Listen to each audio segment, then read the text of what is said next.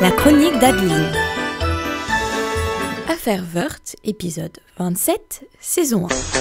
Ici la voix. Attention, ceci est une mission secrète. Et nous ouvrons cette chronique avec la une du Nouvel Observateur de cette semaine. Comment l'Élysée veut étouffer l'affaire. Alors oui, moi j'aimerais bien savoir comment ils vont s'y prendre, parce que le dossier politique de l'été fait quand même la une de la presse quotidienne nationale depuis une semaine. Bon courage. Aujourd'hui, petite nouvelle croustillante, les carnets de caisse de Liliane Bettencourt, où l'on n'apprend pas forcément que la machiavélique comptable Clarté a dit vrai, mais où l'on apprend que chez l'héritière de L'Oréal, un médecin coûte 1143 €. Mais c'est un scandale! Quelle inflation faramineuse des prix, pauvre Liliane! La coiffeuse, elle, est rémunérée 770 €. Un investissement quand même, mais c'est vrai que la femme la plus riche de France le vaut bien, n'est-ce pas? Parce que je le vaux bien. En attendant, comment faire pour stopper ce déluge de mauvaises nouvelles pour le gouvernement, dont l'image est écornée un peu plus chaque jour? Certains, comme Alain Juppé, proposent de changer la totalité du gouvernement. Comme au Scrabble, quoi. On passe son tour et on change toutes les lettres.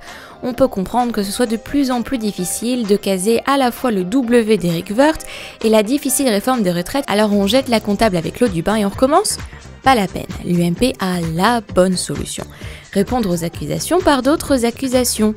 Les membres du gouvernement fustigent les vrais méchants de l'affaire, ceux qui sont à l'origine de tout, du désastre de l'équipe de France, des malheurs de Sophie, de ceux d'Éric Woerth au passage, et de la fin dans le monde tant qu'on y est, la presse.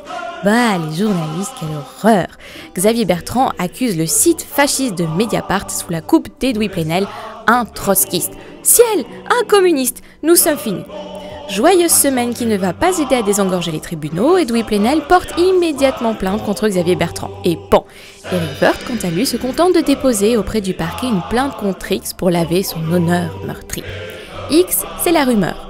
Au moins, elle ne risque pas de porter plainte. Et c'est vrai que même si c'est en passe de changer, il reste encore un peu difficile au pays de la démocratie de porter plainte devant les tribunaux pour le délit de liberté de presse.